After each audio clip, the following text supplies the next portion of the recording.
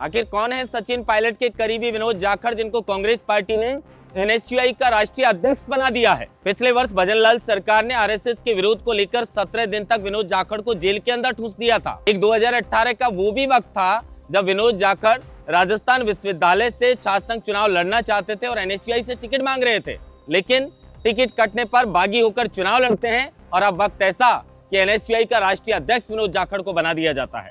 हालांकि 2018 के उस चुनाव के अंदर एनएसयूआई ने जब इनका टिकट काटा और बागी होकर ये चुनाव लड़े तो तकरीबन 1850 वोटों से इन्होंने निर्दलीय के तौर पर 2018 में राजस्थान विश्वविद्यालय से छात्र संघ का चुनाव जीता और उसके बाद 2024 में इन्हें एनएसयूआई का प्रदेश अध्यक्ष बनाया गया था।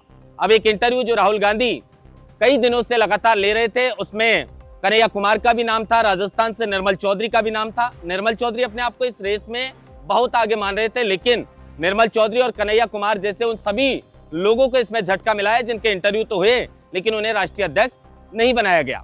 अब सवाल यही है कि सचिन पायलट के करीबी होने का फायदा मिला है या फिर आरएसएस के विरोध में लाठियां खाकर 17 दिन तक जेल में रहने का इनाम मिला है विनोद जाखड़ को। दरअसल विनोद जाखड़ का जन्म 1994 में जयपुर जिले की विराटनगर तहसील के मेड़ गांव में हुआ है। एक सामान्य परिवार से हैं, पिता इनके मिस्त्री थे और ये पहला मौका है जब एनएसयूआई का राष्ट्रीय अध्यक्ष राजस्थान से बनाया जा रहा है और उसके बाद पहला ऐसा मौका है जब किसी दलित को बनाया जा रहा है। यानी कांग्रेस पार्टी ने एनएसयूआई का राष्ट्रीय अध्यक्ष विनोद जाखड़ को बनाकर दलितों को साधने का एक का बड़ा जो है वो पहले से ही प्लान तैयार कर रखा था और उसी के मुताबिक अब विनोद जाखड़ को यह बड़ी जिम्मेदारी मिली है। विनोद जाखड़ सचिन पायलट के राइट हैंड माने जाते हैं। एक सेनापति की तरह विनोद जाखड़ सचिन पायलट के पीछे पीछे रहते हैं। अब देखिए वक्त कितना बदल जाता है। एक आदमी जो एनएसयूआई से टिकट नहीं मिलने पर बागी होता है, आज उसे ही पूरे देश की एनएसयूआई की जो राष्ट्रीय अध्यक्ष की कमान है वो सौंप दी जाती है।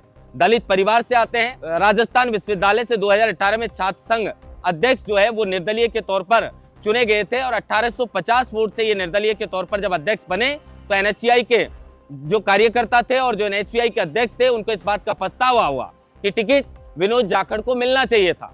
ये सचिन पायलट की पूरी एक फौज है। कहा जा रहा है कि निर्मल चौधरी भी सचिन पायलट के करीबी हैं, लेकिन उनकी पहचान एक रीलबाज नेता के तौर पर बन चुकी है और ये रीलबाज नेता के तौर पर पहचान बनने की वजह से ही निर्मल चौधरी को एक बड़ा झटका लगा है। लेकिन विनोद जाखड़ को अगर आप देखेंगे तो विनोद जाखड़ बिल्कुल जमीन से जुड़े एक कार्यकर्ता हैं।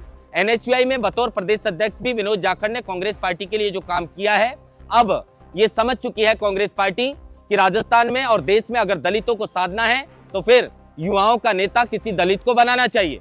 राहुल गांधी ने जो इंटरव्यू लिए वो एक बड़ी फेहरिस्त थी, लेकिन उसमें फाइनल केसी वेणुगोपाल ने आज विनोद जाखड़ के नाम पर मोहर लगाई है और समझा जाए कि 2028 का जो विधानसभा का चुनाव राजस्थान में है उसमें भी विनोद जाखड़ को जो राष्ट्रीय अध्यक्ष बनाया गया है उसमें कांग्रेस पार्टी को काफी फायदा पहुंच सकता है।